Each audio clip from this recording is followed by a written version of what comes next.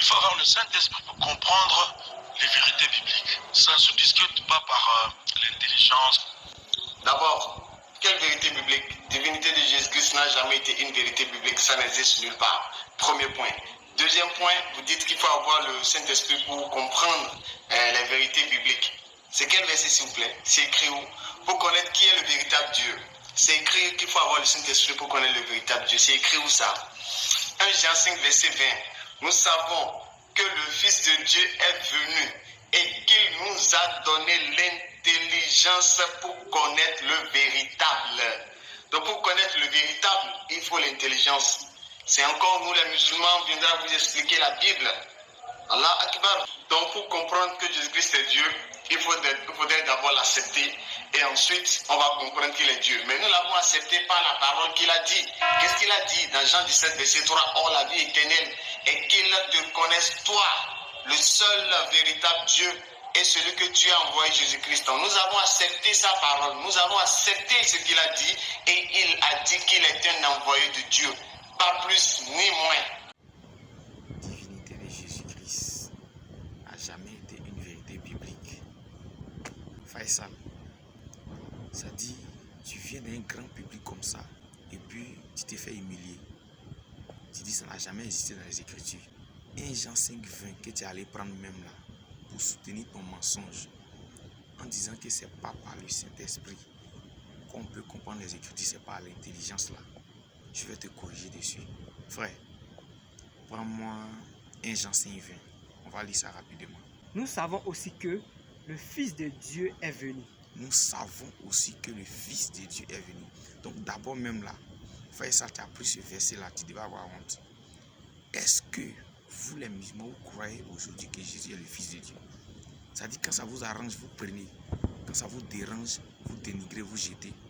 Continue frère. Et qu'il nous a donné l'intelligence. Et qu'il nous a donné l'intelligence. C'est là que je vais t'attraper.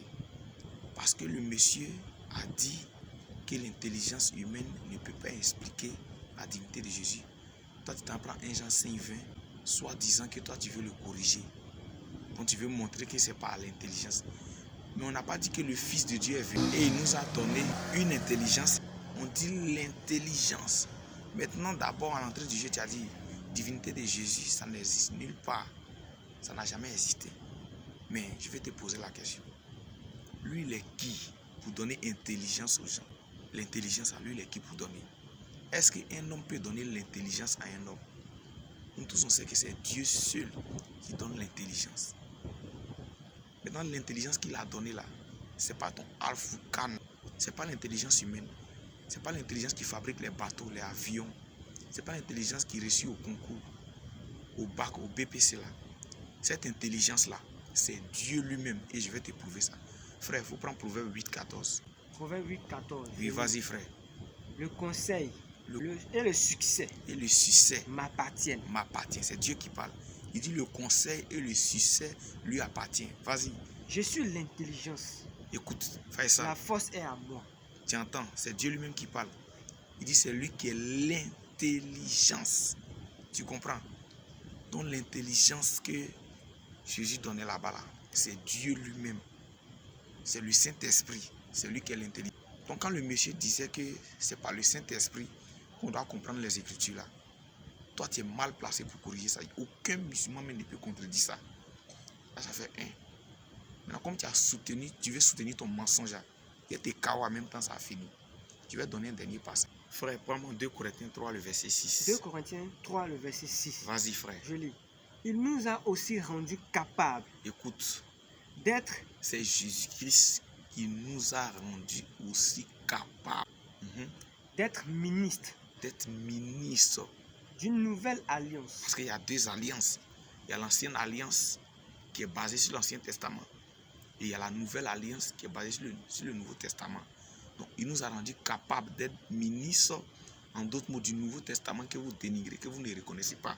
Mais quand vous voulez soutenir vos propos, vos allégations mensongères que vous prenez là, c'est à nous qu'il a rendu capables d'être ministres de cette alliance, de ce testament-là. Continue frère. Non de la lettre. Non de la lettre. Quand on parle de la lettre là, c'est pas par ton Al-Foukan ton intelligence humaine, ta mentalité d'âne sauvage, c'est pas par ça. Pas par la lettre. Termine le verset, frère. Mais de l'esprit. Mais de l'esprit. Pas par la lettre, mais par l'esprit. Car la lettre tue. Car la lettre, Al-Furqan, là, la réflexion, la pensée humaine, l'intelligence humaine, là, ça tue, ça va en enfer. Mais l'esprit vivifie. Mais l'esprit vivifie. Donc, si tu veux devenir intelligent devant la divinité de Jésus, là, ton enfer est propre. Ça, c'est petit. Maintenant, tu as pris Jean 17, verset 3. Et tu as dit que Jésus a déjà parlé. Vous l'avez accepté. Accepter Jésus, c'est croire en lui. Et je te pose la question. Est-ce que tu es baptisé au nom de Jésus? Jésus a dit dans Marc 16, celui qui croira, en d'autres mots, celui qui va l'accepter et qui se fera baptiser, celui qui sera sauvé. Tant que tu n'es pas baptisé, tant que vous n'êtes pas baptisé, vous n'avez pas encore cru en Jésus. Vous mourrez ou partez en enfer. Aux distractions, arrêtez ça. Maintenant, tu as pris Jean 17, verset 3. Et tu t'appuies dessus pour dire qu'il y a quelqu'un qui est là-bas qui a envoyé Jésus. Je vais relire le verset pour t'aider. Mon frère, prends Jean 17, verset 3. Jean 17, verset 3. Oui. Je lis. Or, la vie éternelle. Écoutez bien. La vie éternelle. C'est qu'ils te connaissent. C'est qu'ils te connaissent. Toi, le seul vrai Dieu. Toi, le seul vrai Dieu. Arrête-toi là. Toi, le seul vrai Dieu là. Ils ont mis quoi? Ils ont mis point ou bien ils ont mis virgule? Virgule. Ils ont mis virgule. Maintenant, le seul vrai Dieu là, ils n'ont pas dit son nom. Hein. S'ils avaient dit son nom et puis ils avaient mis point, ça veut dire que c'est quelqu'un qui est là-bas et puis qui a envoyé Jésus. Mais ils ont dit, toi, le seul vrai Dieu, et ils ont mis virgule. Ça veut dire que ça continue. Son nom n'a pas été encore donné. Continue. Et celui que tu as envoyé. C'est une conjonction de coordination. Ça veut dire quoi? Toi, le seul vrai Dieu, plus, parce que le et, c'est une addition. Plus celui que tu as envoyé, ça fait deux personnes. Il y a le seul vrai Dieu, et puis il y a plus celui qui l'a envoyé, en d'autres mots. Et celui que tu as envoyé, continue. Jésus-Christ. Voilà. Celui que tu as envoyé, virgule. Et puis on donne un seul nom à la fin. Jésus-Christ. Or, la vie éternelle, c'est qu'ils te connaissent. Toi, le seul vrai Dieu, virgule. Et, en d'autres mots, plus celui que tu as envoyé, virgule. Et puis on donne un seul nom. Or, il y a deux personnes dans le verset. Il y a le seul vrai Dieu et il y a celui qui l'a envoyé. Maintenant, il te pose la question. Si tu ne peux pas répondre, il faut appeler l'enfant, ils vont répondre. Entre le seul vrai Dieu et celui qui l'a envoyé là, qui s'appelle Jésus-Christ dans le verset. Je vais te donner un verset pour t'aider. Mon frère, prends Jean 1, verset 18. Jean 1, verset 18. Jean 1, verset 18. Je lis la Bible. Continue. Personne n'a jamais vu Dieu. Voilà. Le Fils unique. Dieu que toi tu dis, tu t'appuies sur ce verset pour dire que oh, la vie éternelle, c'est qu'ils te connaissent. C'est à quel moment on peut connaître quelqu'un? Quelqu'un que toi tu n'as pas vu. Toi tu le connais. Vous-même vous soutenez qu'on ne peut pas voir Dieu. Non? Vous dites que Dieu ne peut pas venir sur la terre. Maintenant tu es d'accord qu'on voit Dieu maintenant.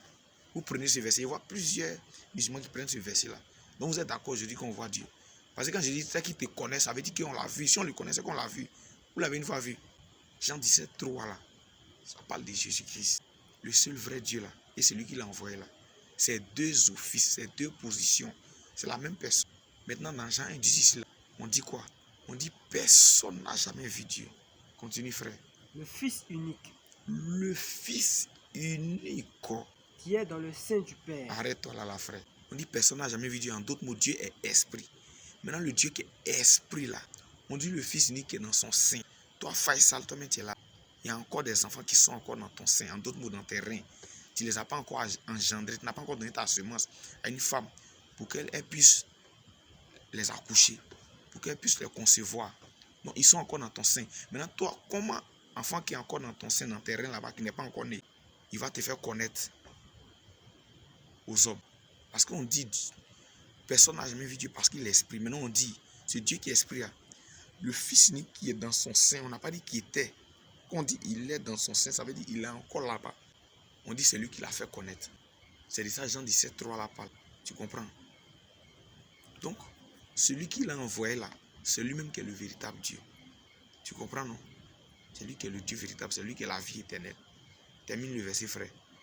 Est celui qui l'a fait connaître. Ah, c'est ça. Or, dans Jean 17, 3 que tu as appris là-bas, on a dit quoi? Or, la vie éternelle, c'est qu'ils te connaissent. Dès que vous avez entendu qu'ils te connaissent, vous pensez qu'on parle de quelqu'un qui est là-bas, que les gens ont connu. Mais vous ne l'avez jamais vu, vous le connaissez.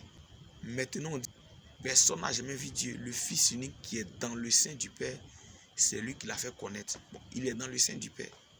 Et puis il le fait connaître. C'est pourquoi il a dit, celui qui m'a vu a vu le Père. Comment dis-tu, montre-nous le Père? Ne crois-tu pas que je suis dans le Père et que le Père est en moi? J'ai vu le groupe de Noudri Djama en train de se papillonner sur ce verset. Pour dire que Jésus a dit qu'ils seront en nous comme moi je suis en toi et toi tu es en moi. Vous n'avez rien compris. Hein? Être dans le Père et le Père est en lui là. Le Père là, c'est la position spirituelle. Le Fils là, c'est la position physique. C'est pourquoi il a dit dans Jean 3,13, personne n'est monté au ciel. Si ce n'est celui qui est descendu du ciel, le Fils de l'homme qui est dans le ciel. Ça dit pendant qu'il est sur la terre là, il a même temps au ciel là-bas, il gouverne tout. C'est ça que ne crois-tu pas que je suis dans le Père et que le Père est en moi? Fais ça. Toi tu vas enseigner chrétien. Toi que moi j'ai chicoté sur WhatsApp jusqu'à qu'il a fui là.